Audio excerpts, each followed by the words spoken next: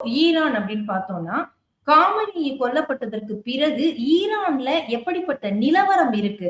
ஏன்னா, கராச் போன்ற சில நகரங்கள்ல வந்து காமனேயி கொல்லப்பட்டத கொண்டாடுறாங்க அப்படிங்கிற தகவல்களும் வந்து கொண்டிருக்கிறது. அப்ப என்ன மாதிரியான சூழ்நிலை? ஈரான் அதை எப்படி கையாளப் போகிறது? உண்மைதான். ஈரான் கிட்டத்தட்ட உக்ரைனை விட 3 மடங்கு மிகப்பெரிய ஒரு நாடு. ஆ கிட்டத்தட்ட அ 130 மில்லியன் மக்கள் வாழ்கிறார்கள்.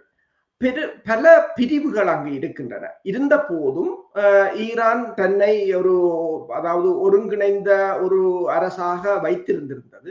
உங்களுக்கு தெரியும் கடந்த டிசம்பர் மாதம், ஜனவரி மாதம் ஒரு போராட்டத்தை அமெரிக்கா ஆரம்பித்திருந்தது. மக்கள் போராட்டம் என்ற பாணியில். ஆனால் அதனை ஈரான் அதனை முடக்கி இருந்தது. பெருமளவானவர்களை படுகொலை செய்திருந்தார்கள், பெருமளவானவர்களை கைது செய்திருந்தார்கள். ஈரானில் அவ்வப்போது இவ்வாறு இடம்பெறுவதுண்டு. உதாரணமாக ஈராக்கிலும் அவ்வாறான ஒரு இது பல இனங்களுக்கு இடையிலான மோதலாகத்தான் ஈராக் இப்போது இருந்து கொண்டிருக்கிறது. சதாம் ஹுசேனின் ஆட்சிக்கு பிறகு அங்கு ஒரு நிலையான அரசு இருந்ததாக இல்லை.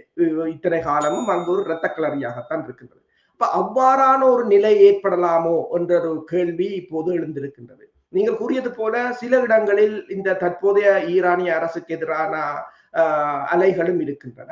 ஆனால் பெருமளவான மக்கள் நீங்கள் பார்க்கலாம் இந்த தற்போதைய அரசுக்கு ஆதரவாகத்தான் வீதிகளில் இறங்கியிருந்தார்கள். 2 பக்கம் மேற்குலக ஊடகங்கள் ஒன்றை காட்டுகிறது, வளைகுடா ஊடகங்கள் இன்னொன்றை காட்டுகின்றது என்ற ஒரு நிலையாகத்தான் இருக்கின்றது.